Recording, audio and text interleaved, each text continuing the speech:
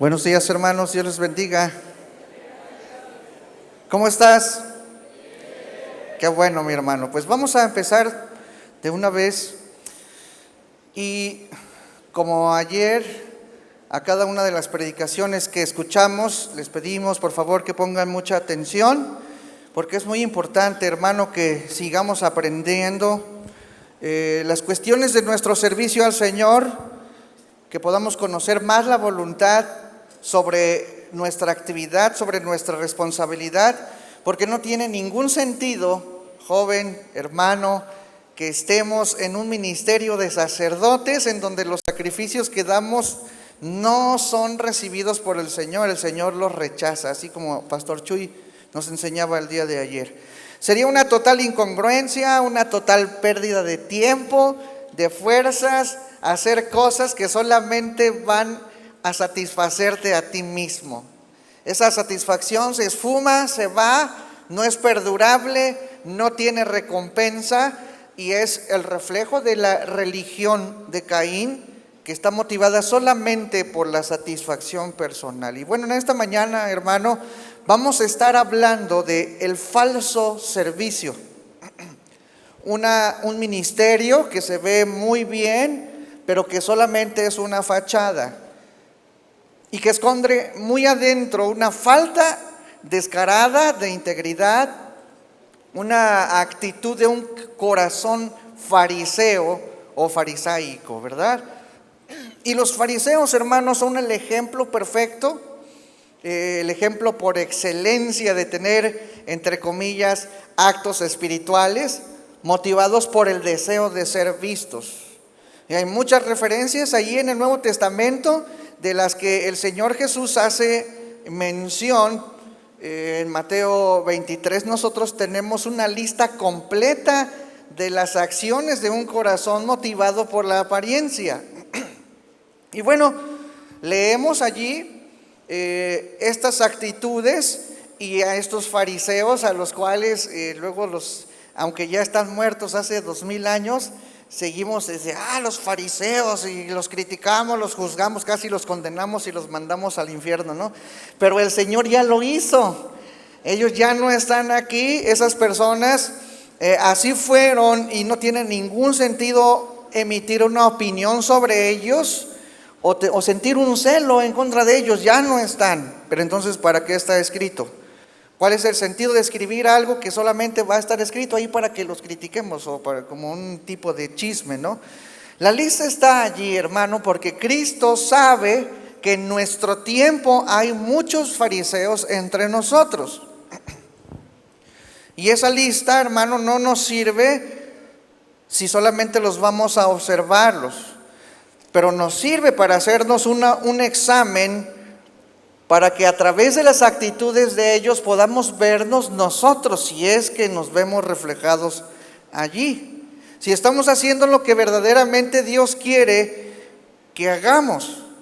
El propósito de este examen, hermano, es determinar si nuestra atención está enfocada en construir una fachada, una imagen externa bien trabajada, producida, o está enfocada en hacer de nuestras vidas un altar donde se ofrecen sacrificios vivos desde dentro del corazón. ¿Por qué es necesario, hermano, esta lista para nuestros tiempos? Bueno, no hay otra manera en la que nosotros podamos ver nuestra condición. No hay manera de que nosotros podamos salir del engaño, porque la gran mayoría a veces no piensa que es así. Y este tipo de actitudes son escurridizas, son silenciosas, como esas enfermedades que van corriendo en el cuerpo si uno no se atiende, ¿verdad? Estas actitudes están veladas a nuestros propios ojos y tenemos que hacer algo para darnos cuenta de que ahí están. Entonces, hermano, no podemos vivir en la vida siendo negligentes, ausentes de lo que pasa en nuestra mente y nuestro corazón. Y la pregunta, en esta mañana es: ¿cuántas veces intencionalmente has analizado si la motivación sobre cada cosa en tu vida es la motivación correcta? Las decisiones, ¿por qué las tomas? ¿Cuál es la motivación de las decisiones que tú tomas? Si la razón por la que estás haciendo algo está dirigido por Dios, o simplemente lo tomas a la ligera y tomas la decisión por conveniencia propia. ¿Te has preguntado alguna vez, hermano, si tú no eres como uno de esos fariseos? Porque es necesario que intencionalmente hagamos un análisis constante y diario, hermano, para ver nuestra vida por dos razones esenciales. Porque según Jeremías 17:9 dice, engañoso es el corazón y ¿qué? Más que todas las cosas y perverso. ¿Quién lo conocerá? ¿Tú?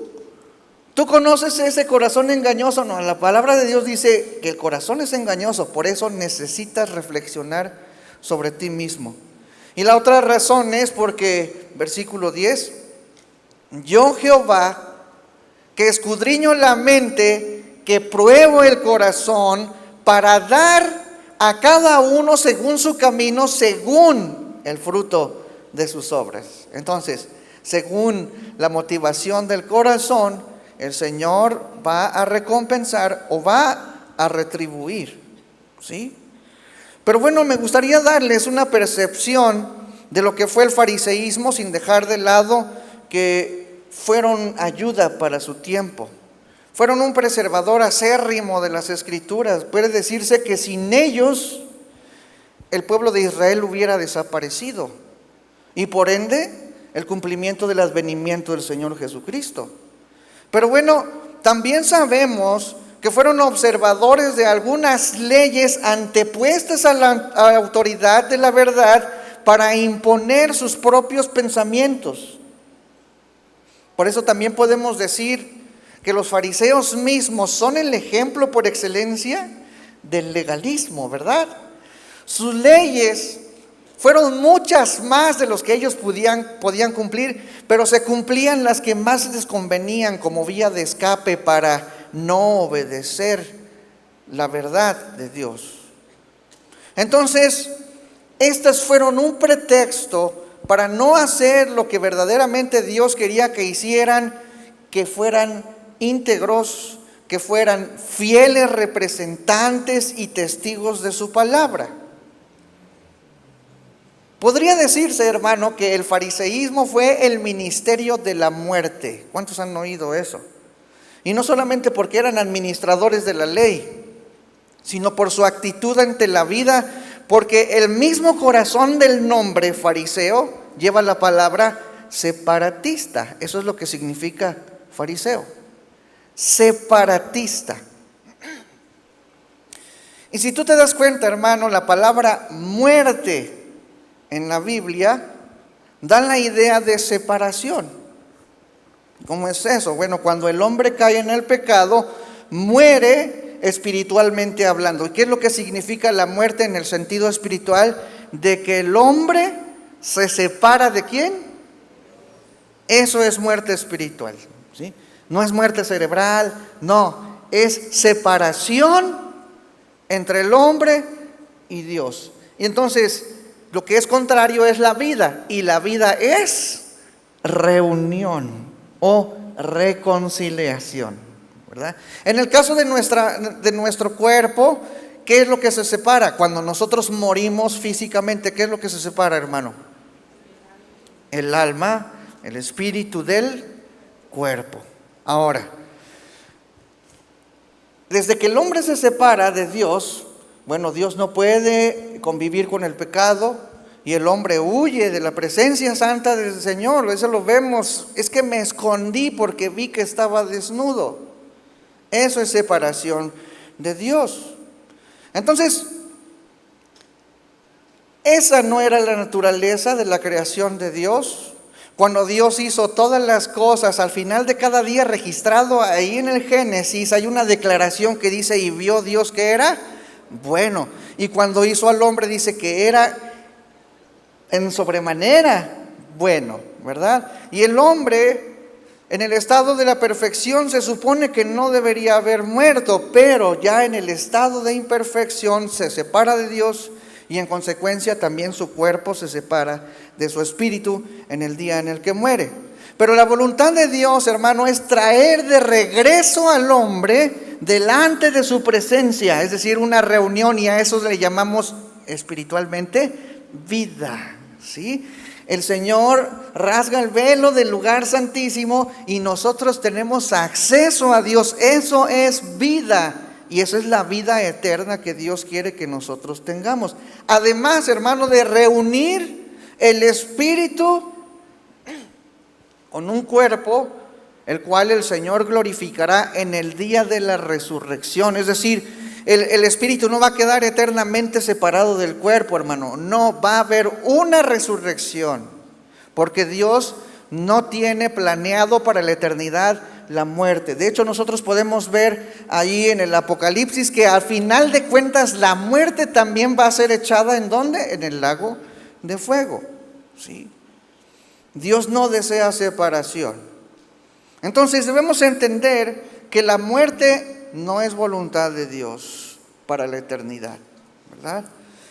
Pero el ministerio farisaico fue y sigue siendo el ministerio de la muerte hoy. La muerte en su sentido esencial, hermano, desintegra, divide, separa. Y esa muerte es el producto que también ha afectado las áreas de nuestra vida, separación. Y eso está en la mente de los seres humanos, el tender a hacer separaciones de absolutamente todo. Eso fue lo que los antiguos filósofos griegos predicaron, y después los gnósticos también. ¿Cuántos saben de los gnósticos? ¿No? Los gnósticos, hermano, cristianos supuestamente, influenciados por la filosofía griega. Ellos decían que un Dios que dijo, no, yo voy a hacer el universo, y entonces Jehová creó el universo, pero hizo la materia, pero supuestamente para ellos la materia fue un error de un Dios ignorante. Pero que entonces Jehová, el ignorante, la regó. Y luego viene Jesucristo, que es el Dios bueno, el cual va a rescatar a todos los seres humanos, o lo que queda de espíritu en ellos, para jalar el espíritu y dejar la materia y destruir la materia a fin de cuentas. Pero eso no es lo que dice la palabra, ¿verdad? Entonces por eso ellos creían que el Señor Jesucristo no podía haber venido en carne, porque ¿cómo Dios puede ocupar el cuerpo inmundo y material? Entonces desde hace siglos los seres humanos han separado en su mente también muchas cosas, hermano. Y esa mente separatista es lo que hace que este tipo de personas haga distinciones entre puros y elegidos, ¿sí? Obviamente nosotros como cristianos tenemos una condición distinta, pero seguimos siendo los mismos seres humanos. Y necesitamos ir a salvar a la gente que está allá afuera, porque ellos, así como nosotros, necesitamos de la gracia del Señor. Pero ellos eran la élite y despreciaban al campesino porque eran de otra condición, casi en esencia, hermano. Y bueno, ¿cómo es que la muerte en consecuencia del pecado separa, verdad? Divide no solamente el cuerpo del espíritu, sino que también divide y fragmenta nuestra mente. En primera instancia, y muy curiosamente, hermano, repito, la palabra fariseo significa separatista. Para ellos era separarse para Dios. Sin embargo, es evidente que ese objetivo no lo lograron, así que fueron en el sentido contrario, poniéndose en el lugar de Dios, señalando el pecado de la gente, y no solamente eso, sino separando el sentido de santidad, tomando en cuenta más lo que se hace externamente de lo que hay internamente. Hay una separación, hay un desbalance de la persona, una falta de integridad. Y bueno, no alcanzaríamos a examinarnos con cada uno de los defectos de los fariseos, pero bueno, hay algunos que podemos leer en esta mañana que están más relacionados con esa actitud separatista, es decir, el ministerio de la muerte que entre nosotros también se practica. ¿Sí? Mateo 23, vamos para allá, ese va a ser nuestro pasaje básico que vamos a examinar.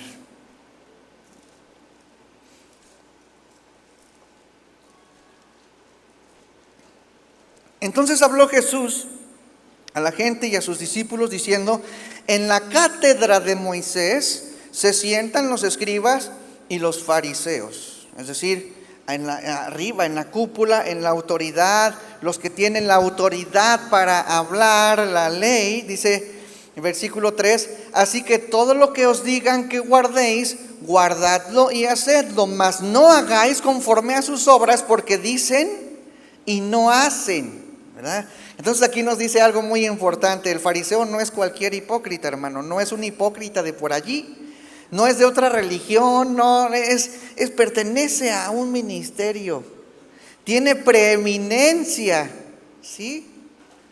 Y obviamente una autoridad debe ser reconocida como una autoridad independientemente de si es buena o malo, pero el Señor les dice: nada más no hagan lo que ellos hacen, ¿sí? Son malos.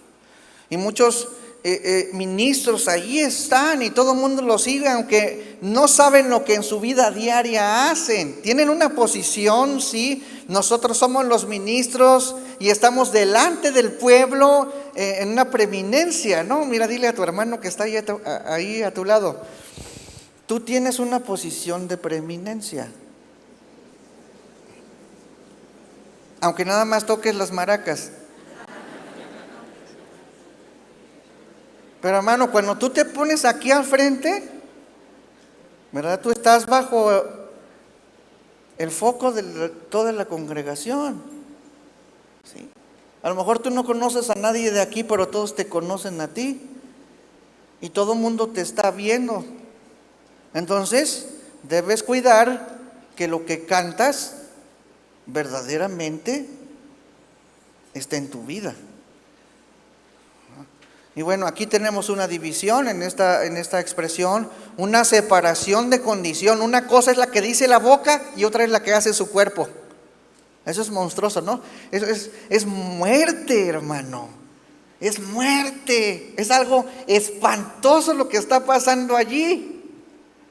Y lo más horrible de eso es que en esa división puedan encontrar gloria para la fachada. ¿Y para el otro qué? Para la vida incongruente. Es una muerte todavía más acentuada, hermano. Imagínate que lo que se exalta es la apariencia nada más. Y bueno, vamos a seguir con los defectos, ahora sí. Primer defecto: protagonismo. Ahí en Mateo 23:5 dice: antes hacen todas sus obras para ser vistos por los hombres, pues ensanchan sus filacterias y extienden los flecos de sus mantos. Es una mente que está dividida, ¿verdad? Porque acentúa aún más exageradamente la fachada. Mira, las filacterias eran como los rollos de las escrituras guardadas en una cajita, y andaban así como un cristiano a veces anda con su Biblia. Ahorita ya el celular ya se lo guardan acá, ¿verdad? Pero antes andaban así, ¿no? Bueno, ahí andaban los fariseos con sus bibliotas, ¿no? Y luego dice también que las borlas, estas como amarres que se ponían en las faldas, eran un símbolo para recordarle a la persona que tenía que obedecer a Dios. Pero ellos no los tenían así como normal, un símbolo, sino que todavía los hacían más largos, ¿no? Para decir: mira, ya ves, mi compromiso con el Señor y mi cumplimiento de la ley es más grande que el tuyo, ¿sí? Entonces eran presumidos. Les gustaba hacerse ver como santos, ¿sí? Luego dice el versículo 6: y aman los primeros asientos en las cenas y las primeras sillas en las sinagogas y las salutaciones en las plazas, y que los hombres los llamen rabí, rabí. ¿Sí? Dame un autógrafo. Rabí, ¿me da una entrevista, por favor? ¿No?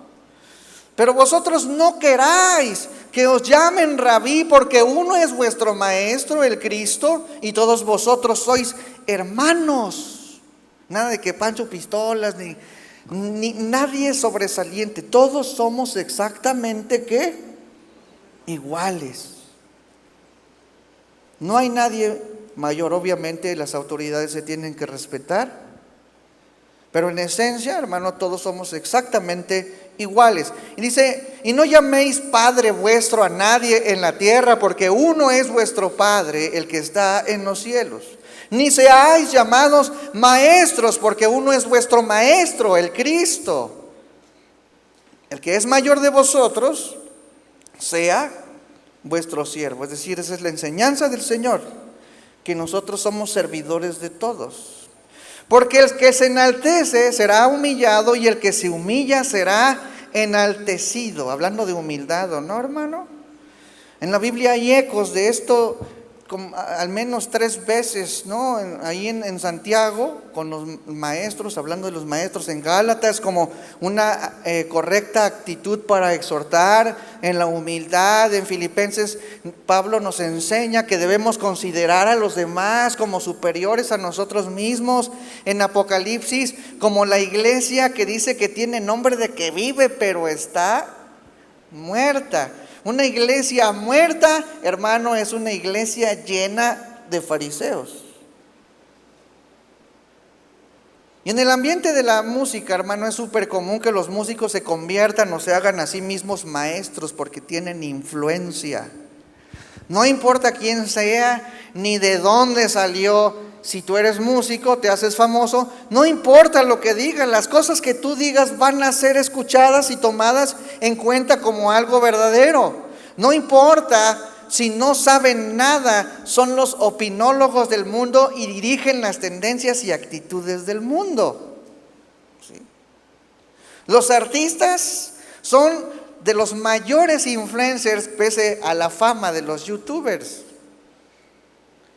Y más si el artista sabe cómo manejar sus redes sociales, lo que diga está bien para sus fans, se ensoberbece. No importa si enseñas que el Día de Muertos es una celebración inocente o lo que sea, te van a creer porque tienes esa influencia. Te haces maestro y no lo eres, pero la gente te cree.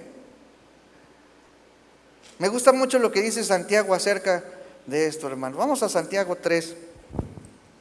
Acompáñame por allí.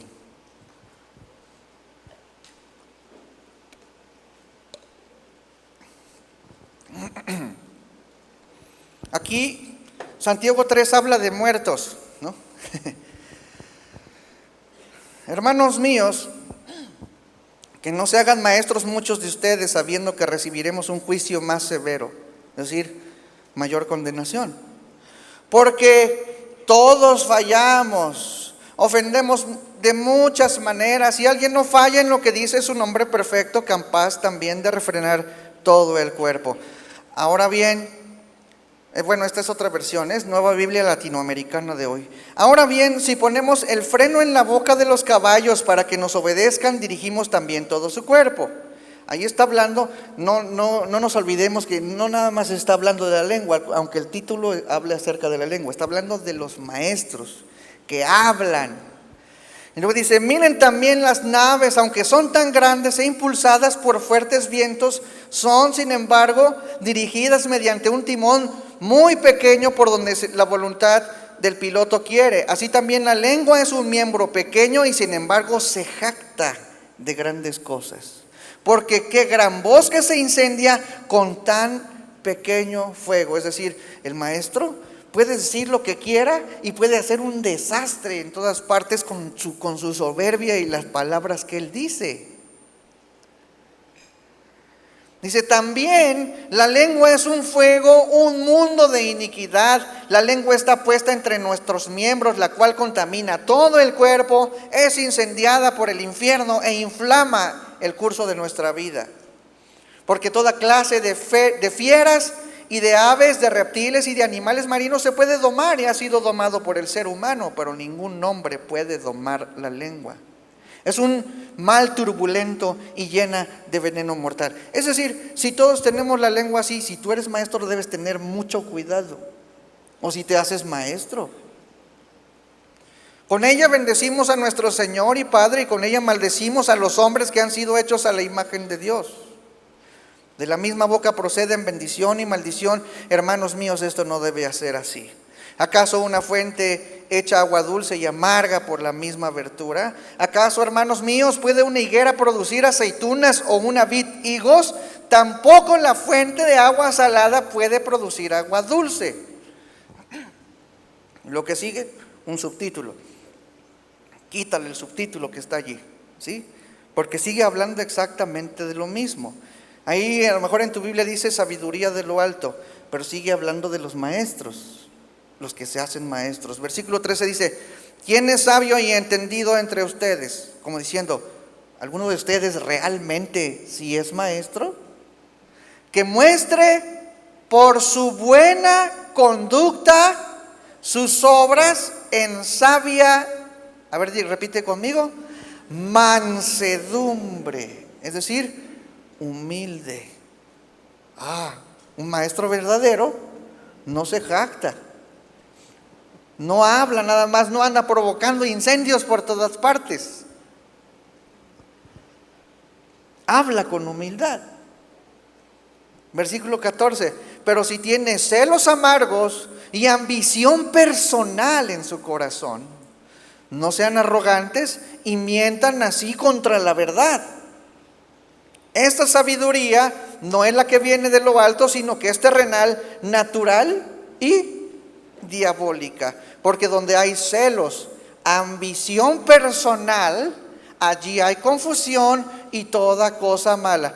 Pero la sabiduría de lo alto es primeramente pura, después pacífica, amable, condescendiente, es decir, tolerante, llena de misericordia y de buenos frutos, sin vacilación. Y luego dice, sin hipocresía. Es eso. Un maestro fariseo habla, causa incendios, pero su vida y su conducta está separada de su propia boca. Y versículo 18 dice: y la semilla cuyo fruto es la justicia se siembra en paz por aquellos que hacen la paz. ¿Sí? Ok. Preeminencia. Querer sobresalir. ¿Quieres sobresalir, hermano? Habla con humildad. Otro defecto de los fariseos. Los fariseos sustituyen la voluntad de Dios por su propia voluntad. Mateo 23:13, regresamos ahí. Si tú tienes tu Biblia así física, ponle un separador porque vamos a estar regresando constantemente allí. Y Mateo 23:13 dice: mas hay de vosotros, escribas y fariseos, ¿qué? Hipócritas. Otra vez lo vimos en Santiago también. Porque cerráis el reino de los cielos delante de los hombres, pues ni entráis vosotros, ni dejáis entrar a los que están entrando. Dice, pues que ellos se creían los propietarios del reino de los cielos y se ponían según ellos entre los hombres y el reino de los cielos, pero ellos ni siquiera estaban tan cerca del reino de los cielos, sino todo lo contrario, alejados totalmente del reino de los cielos y parando a la gente para que no entre. ¿Cómo? Haciendo sus propias leyes, inventando sus pretextos para no cumplir con la voluntad de Dios, porque ¿qué es el reino de Dios si no es cumplir la voluntad de Dios aquí en la tierra? Venga tu reino, hágase tu voluntad, así como en el cielo, también en la tierra. Que el orden del reino de los cielos venga a mi vida.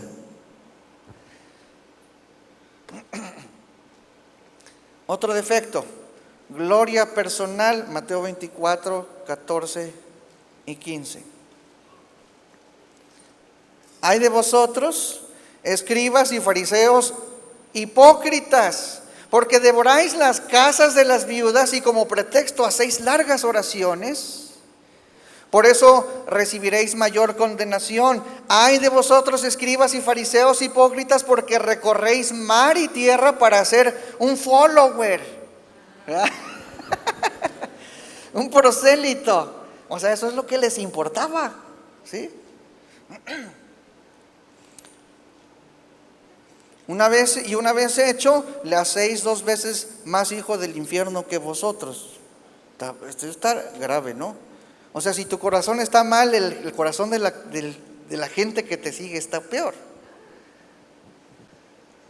Lo hacéis 2 veces más hijo del infierno que vosotros. Porque si tú malinterpretas la palabra y enseñas mal, ¿qué se espera de los demás que te creen? Una desviación total. Siguiente defecto: avaricia. Versículo 16: Ay de vosotros, guías ciegos, que decís, si alguno jura por el templo, no es nada, pero si alguno jura por el oro del templo, es deudor. Insensatos y ciegos, porque ¿cuál es el mayor? ¿El oro o el templo que santifica al oro? También decís, si alguno jura por el altar, no es nada, pero si alguno jura por la ofrenda que está sobre él, es deudor. Es decir, venga, ¿verdad? Juraste, paga. El altar no importa, la ofrenda es la que importa, ¿no? Versículo 19: necios y ciegos, porque ¿cuál es mayor, la ofrenda o el altar que santifica la ofrenda? Ahí que hay separación de conceptos, hermano. Pues el que jura por el altar, jura por él y por todo lo que está sobre él. Y el que jura por el templo, jura por él y por el que lo habita. Y el que jura por el cielo, jura por el trono de Dios y por aquel que está sentado en él. Siguiente defecto: falta de integridad. Ay de vosotros, escribas y fariseos. Ahora todos digan conmigo. A ver otra vez. 1, 2, 3. ¿Y para quién es esa palabra? ¿Para los fariseos que ya están en el infierno? Bueno, me tiene que resonar algo de eso a mí, ¿verdad? Porque diezmáis la menta y el eneldo y el comino, y dejáis lo más importante de la ley, la justicia, la misericordia y la fe. Esto era necesario hacer sin dejar de hacer aquello. O sea, las dos son importantes, pero tú pusiste más importante las cosas o la representación externa. Guías ciegos, que coláis el mosquito y tragáis el camello.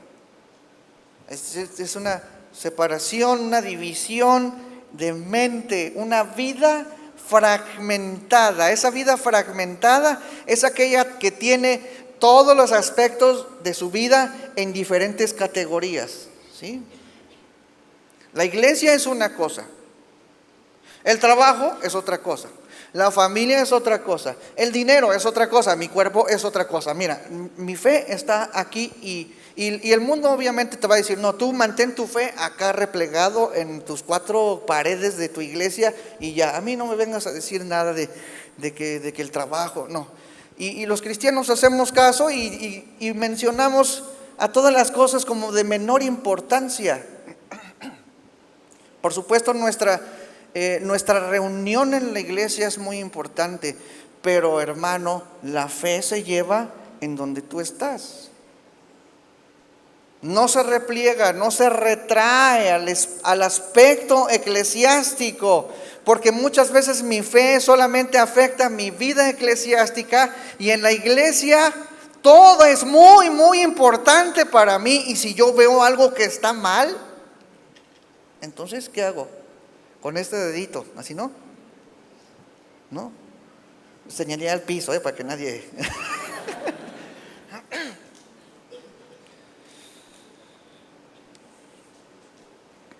Entonces, el director como que no, ¿verdad?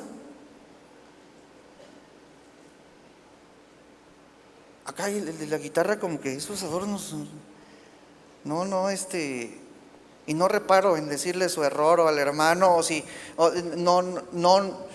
no me paro para confrontarlo y exhortarlo, señalarlo y a veces hasta condenarlo aquí adentro, hermano. No paso ni un solo mosquito. ¿Sí? Estoy viendo nada más lo que hacemos aquí, pero en el trabajo, hermano, ¿tú crees que el servicio de Dios y la adoración al Señor está replegada aquí adentro en cuatro paredes? Entonces, que la mayor parte de tu vida, es decir, 8 horas en el trabajo, eso es una pérdida de tiempo, o ¿cuántas horas pasas tú en la iglesia, hermano? A veces gente nada más va el domingo a la alabanza y la adoración, y esa fue su vida cristiana y su fe. 8 horas en el trabajo y 8 horas durmiendo. ¿Cuánto te queda?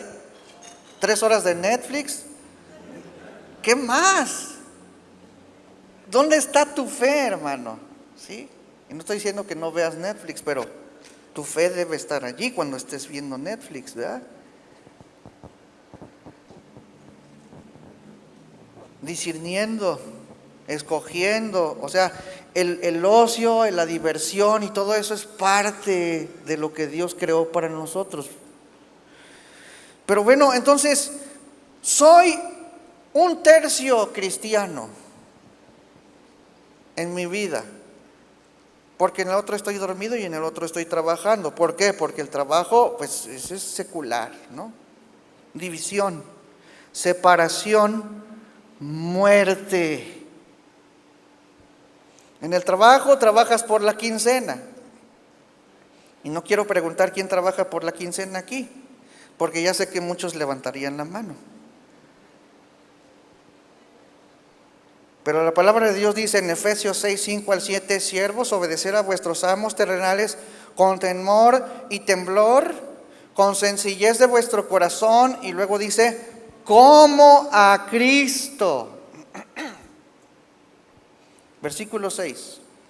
No sirviendo al ojo como los que quieren agradar a los hombres, sino como siervos de Cristo, de corazón, haciendo la voluntad de Dios. ¿Cuántos ya están en el versículo 7?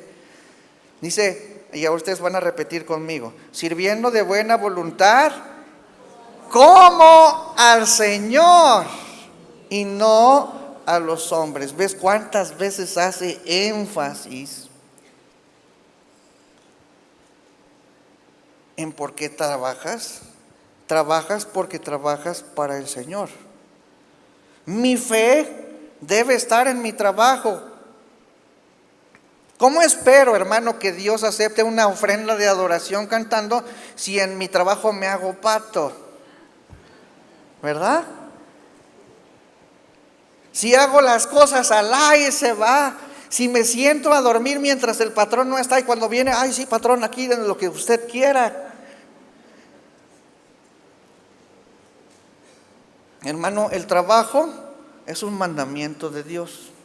Y si uno trabaja, lo tiene que hacer para Dios. Y cuando uno trabaja, uno le da la gloria a Dios. ¿Cómo debe trabajar uno cuando trabaja para el Señor?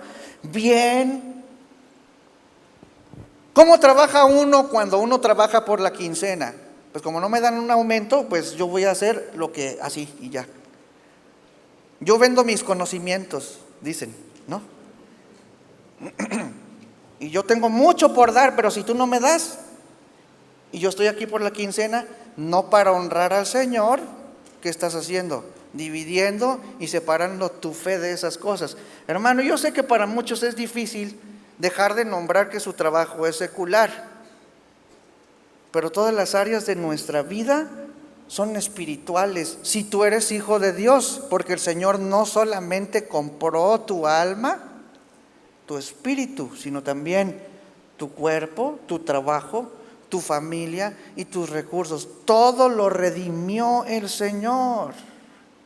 Si tú no entiendes, si tú no entiendes eso, vas a pasar toda la vida separando las cosas y haciendo lo que tú quieras en todas las áreas de tu vida, y tu fe va a estar aquí, nada más, replegada. Como yo separo las cosas en mi mente, el trabajo es secular, entonces yo me la paso evangelizando a todos mis compañeros 4 horas de las 8 horas que tengo que trabajar. ¿Qué van a hacer? Pues te van a correr, hermano.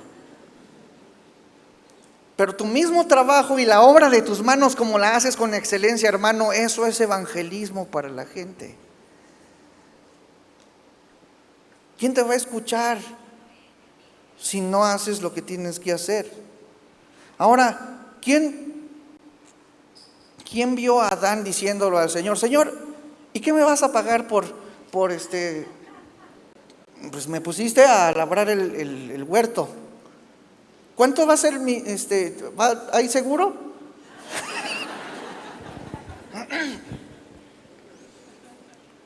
Prima vacacional, aguinaldo, utilidades. Ahí está uno. Dinero en la mente, hermano. ¿Los cristianos trabajamos por dinero? A ver, todos digan convencidos, porque si no me va a dar más miedo, ¿verdad? ¿Los cristianos trabajamos por dinero? ¿Por qué trabajamos? Porque con nuestro trabajo honramos y adoramos al Señor. Si lo haces bien, obviamente, ¿no? Así es, hermano. Una mente separada es esa que dice, bueno, yo me aboco a las cosas espirituales, ¿no? Y pierdo el tiempo. Es que, patrón, perdóname, es que estoy estudiando la Biblia, ¿no? Mi trabajo no es del mundo, porque eso es lo que significa secular. Del siglo, de este siglo, del mundo. Mi trabajo no es del mundo, mi trabajo es de Dios. Una persona, hermano, que no es un fariseo separatista de muerte, tiene al trabajo reconciliado con el Señor. Es una persona que considera su vida y su actividad, cualquiera que haga, dice la palabra, si comes, come para el Señor, si bebes, bebes para el Señor, si lavas los trastes, lava los trastes para el Señor. No hay nada en mi vida que yo no deba someter al señorío del reino de Cristo. Por eso, hermano, Mateo 6:24 dice, ninguno puede servir a 2 señores, porque aborrecerá al uno y amará al otro, estimará al uno y menospreciará al otro. No podéis servir a Dios y a las riquezas. Y cuando habla de riquezas, ni siquiera está hablando de hacer las grandes cantidades de dinero, está hablando de los bienes materiales y punto. Tanto que el contexto lo dice, por eso el versículo 25, por tanto os digo, no os afanéis por vuestra vida, qué habéis de comer o qué habéis de beber, ni por vuestro cuerpo, qué habéis de vestir. ¿No es la vida más que el alimento y el cuerpo más que el vestido? Mira las aves del cielo que no siembran, ni siegan, ni recogen en graneros, y vuestro Padre Celestial las alimenta. Cuando tú en tu mente estás trabajando para el Señor, ¿qué importa si te corren del trabajo? Ay, ¿cómo está eso? Si sirves al Señor, ¿no? Si te corren del trabajo, ¿qué? ¿El Señor te va a desamparar? ¿Por qué? Porque estás trabajando para Él y Él sabe tus necesidades.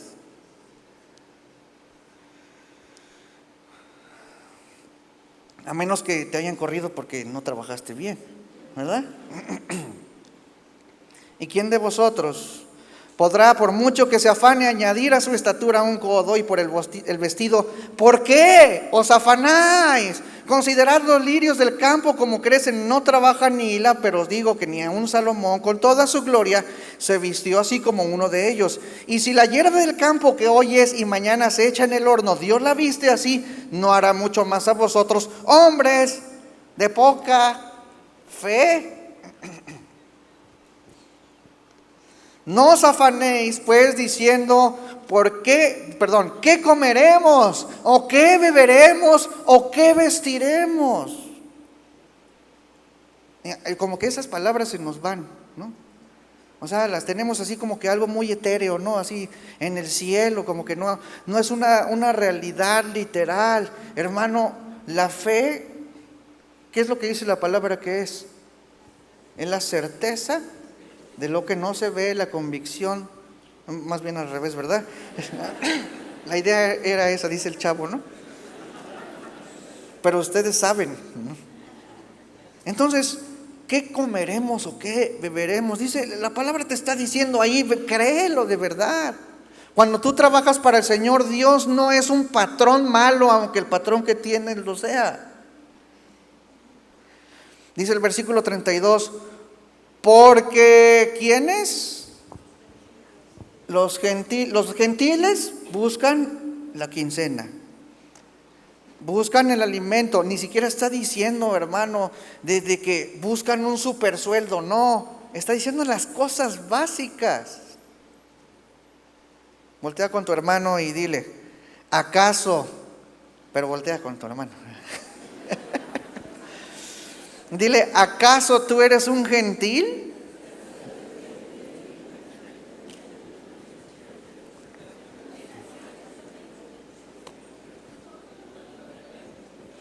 Pero vuestro Padre Padre Celestial sabe que tenéis necesidad de todas esas cosas. Mas buscad, que dice, primeramente el reino de Dios y su justicia, su voluntad. Y todas estas cosas os serán añadidas. ¿Lo crees? A ver, todos los demás. Amén, hermano. Así que no os afanéis por el día de mañana, porque el día de mañana traerá su afán, basta cada día su propio mal. Hermano, entonces cuando llegas a la iglesia a adorar, es incongruente traer el diezmo del comino cuando robas a las viudas, ¿no? Cuando le robas a la empresa un dinero que te pagan por hacerte pato. Eso es robar. ¿Qué tipo de adoración es esa? O sea, el domingo, hermano, el jueves, el día de servicio, no solamente estás trayendo tu canto y tu voz, estás trayendo, Señor, mira, aquí está mi trabajo de la semana. Aquí está mi trato con mi familia. Señor, aquí está, Señor, mi administración de mis recursos.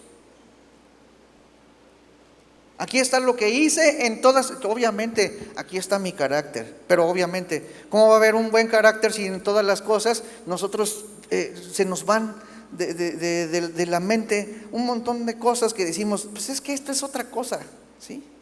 Había una vez una hermana ahí de la iglesia que pues se salió de su iglesia porque el pastor pues tenía una empresa, pero ella trabajaba en esa empresa y en el trabajo el pastor trataba horrible a los empleados y hacía llorar a los empleados. Entonces esta hermana se atrevió a decirle, hermano, pero es que usted es pastor de la iglesia. Y el pastor le dijo, no confundas. Una cosa es la iglesia y otra la empresa. Fariseo, pues, ¿no? Separatista, muerte, hermano. ¿Qué monstruosidad de cristianos podríamos ser nosotros?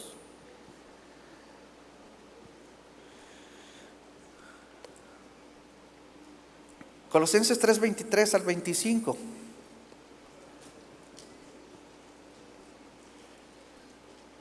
Dice, y todo lo que hagáis, ¿qué? Todo.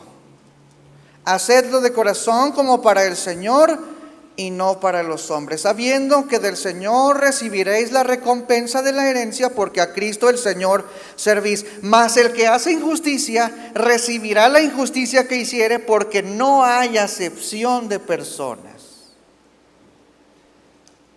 Y el contexto está hablando aquí, hermano, todo lo que es Colosenses 3 y Efesios 5, que habla de lo mismo. Está hablando de la familia, está hablando del trabajo también, de cómo se comportan los esposos, de cómo se comportan los hijos con los padres con los hijos, y cómo se comportan los empleados con sus jefes.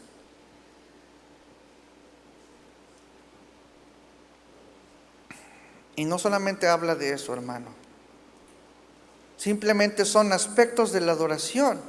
Entonces cuando llegamos, repito, a adorar junto con nuestros hermanos, tú ya has adorado al Señor toda tu vida, incluyendo las 8 horas de tu trabajo, cantando o no cantando. Todo lo que hago con mis manos pertenece a Dios y debe ser ofrecido a Dios.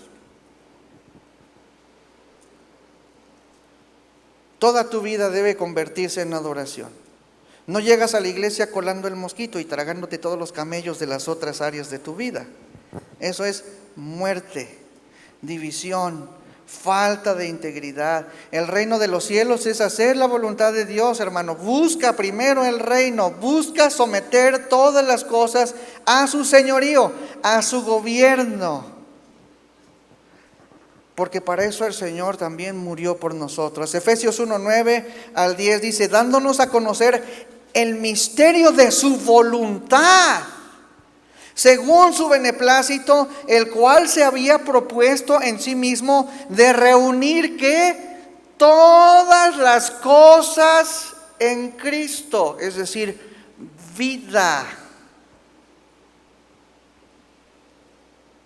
En la dispensación del cumplimiento de los tiempos, así las que están en los cielos como las que están en la tierra. Ya ves que no nada más yo fui llamado a reconciliación, sino todas las áreas de mi vida tienen que estar unidas, hermano.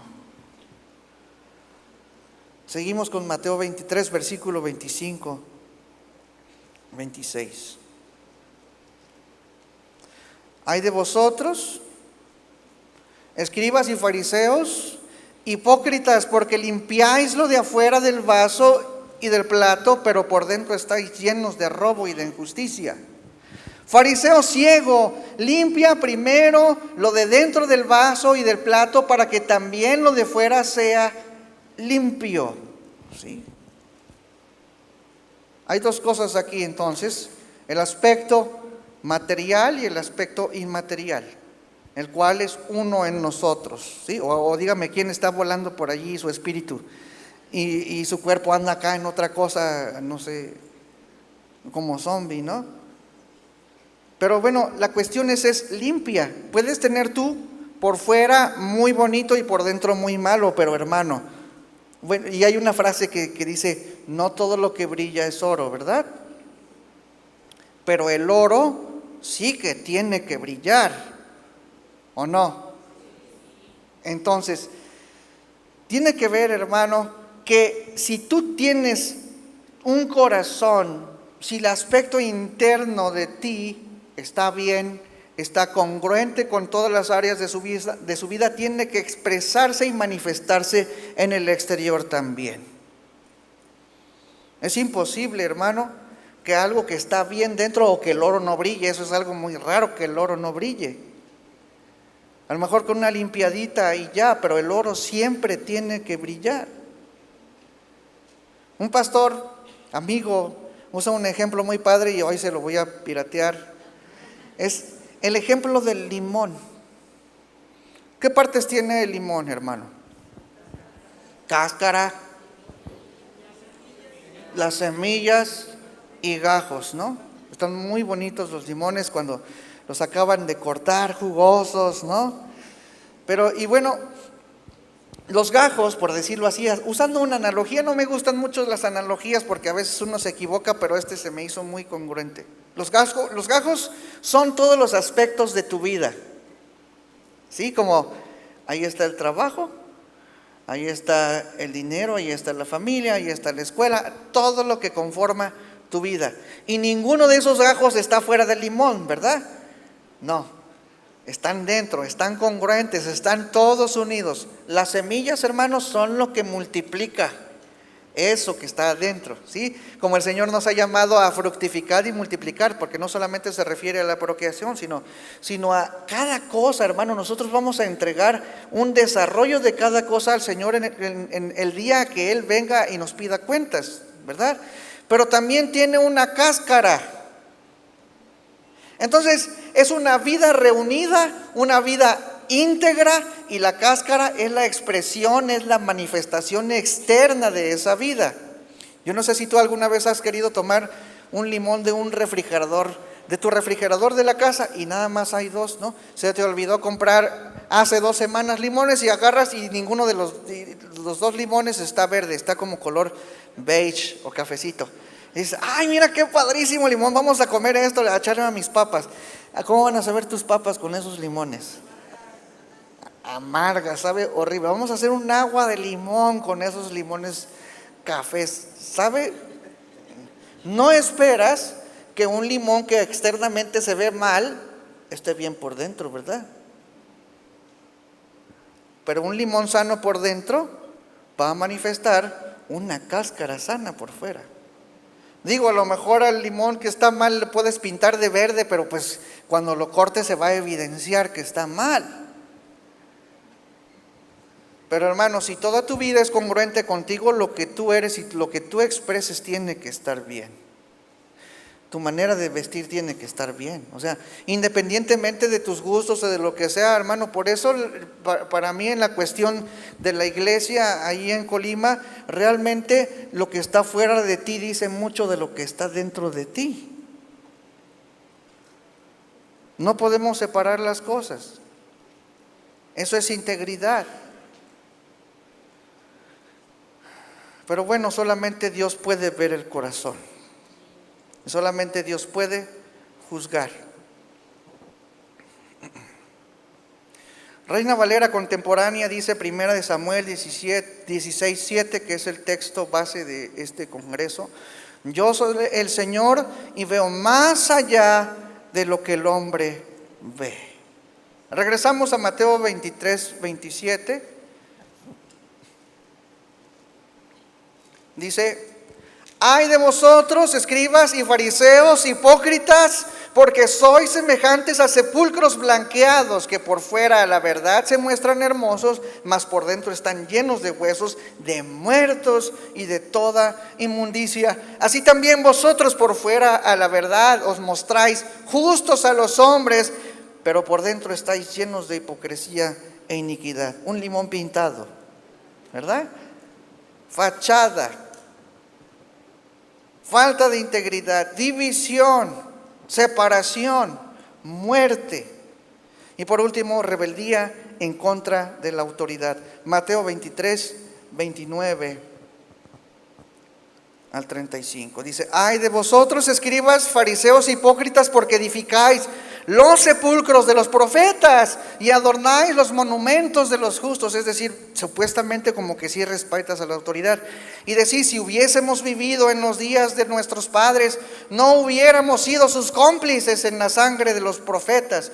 Así que dais testimonio contra vosotros mismos de que sois hijos de aquellos que mataron a los profetas. Vosotros también llenad la medida de vuestros padres también. Rebélense en contra de la palabra del Señor y de la autoridad que Dios ha delegado en sus jueces.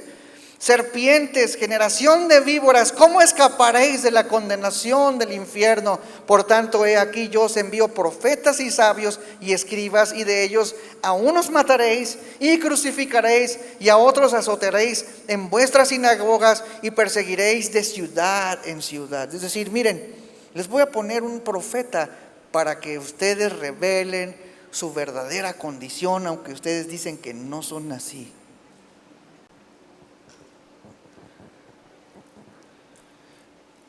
Versículo 35: para que venga sobre vosotros toda la sangre justa que se ha derramado sobre la tierra, desde la sangre de Abel, el justo, hasta la sangre de Zacarías, hijo de Berequías, a quien matasteis en el templo y en el altar. Hermano, Caín fue el primer fariseo de la muerte, el primer ministro religioso de una religión conveniente. Quiso adorar al Señor con su apariencia y Dios lo rechazó. 36: de cierto os digo que todo esto vendrá sobre esta generación. Entonces, hermanos, el Señor nos manda a adorar hoy al Señor con integridad, sin fachadas, sin fragmentaciones, todo reunido, todo reconciliado, vivo, no muerto, no en separación, sino en integridad, que nos da la vida eterna y el poder de la sangre del Señor Jesucristo, que fue derramada para reconciliar todas las cosas en Él. Como dice Colosenses 1:20 al 21. Y por medio de Él reconciliar consigo todas las cosas, así las que están en la tierra como las que están en los cielos, haciendo la paz mediante la sangre de su cruz, y a vosotros también, que erais en otro tiempo extraños y enemigos en vuestra mente, haciendo malas obras, ahora os ha reconciliado. Hermano, ¿quién tiene un corazón fariseo? Para eso están, para que nos veamos a nosotros. Corazón dividido, fragmentado. Y se me hizo muy interesante lo que dijo Janet en la primera predicación. Con tejido necrosado en el corazón. Enfermedad silenciosa. No te das cuenta, pero ahí está. Tejido muerto.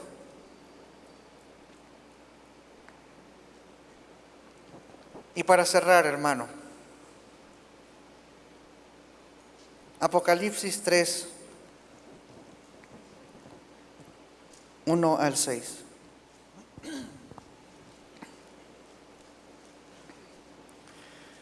Escribe al ángel de la iglesia en Sardis, el que tiene los 7 espíritus de Dios y las 7 estrellas, dice esto: yo conozco tus obras, que tienes nombre de que vives y estás muerto, dividido, separado.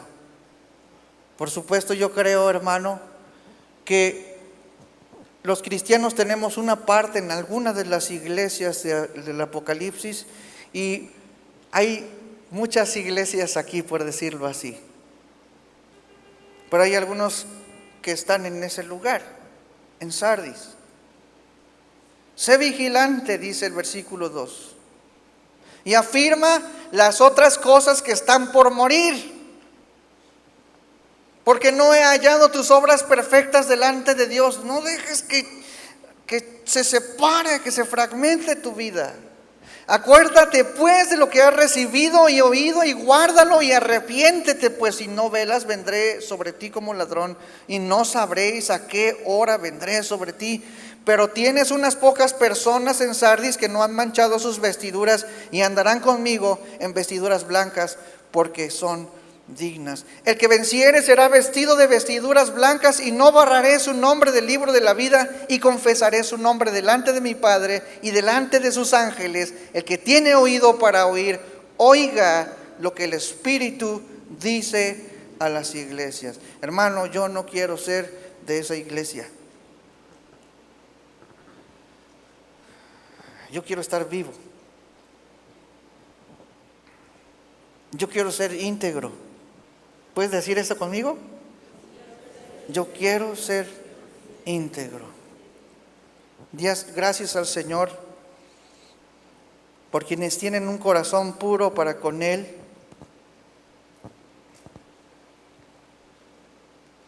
Y los que no, pues arrepiéntense de corazón, hermano. Algunos son como el joven rico, que aún no pueden ceder al Señor sus bienes. Algunos no pueden ceder sus hijos. No están dispuestos a hacer la voluntad en esa área o en la otra, pero en el ministerio están bien. Fachadas, hermano. Dios mira nuestro corazón. Vamos a orar, hermano.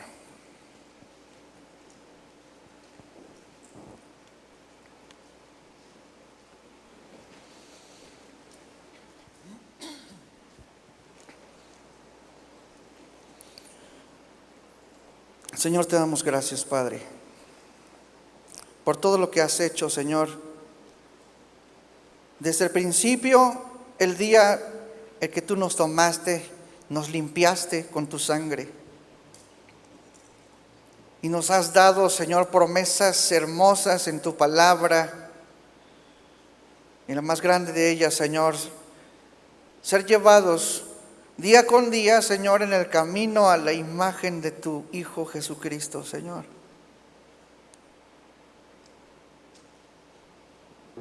Gracias por tu misericordia, Señor, la cual tú has tenido, Señor, en estos días y cada vez que escuchamos tu palabra, Señor, porque esta nos guía a la verdad.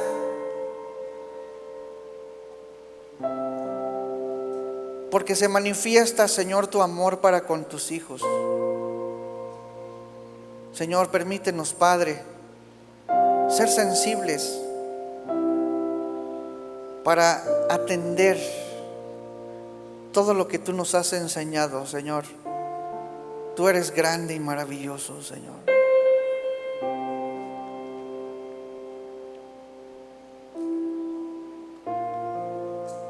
Un día, Señor, estaremos delante de ti, Señor. Tu palabra dice que tú te manifestarás, Señor, como con ojos de fuego, Señor, y no hay nada que pueda quedar delante de ti, Señor, si consumido somos, Señor, nuestra vida.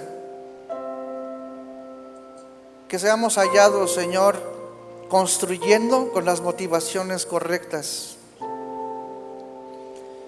y que podamos tener recompensa, Señor, delante de tu presencia. Señor, te bendecimos y te alabamos. Te exaltamos, Señor, con todo nuestro corazón, con toda nuestra mente y con todas nuestras fuerzas. En el nombre de Cristo Jesús. Amén.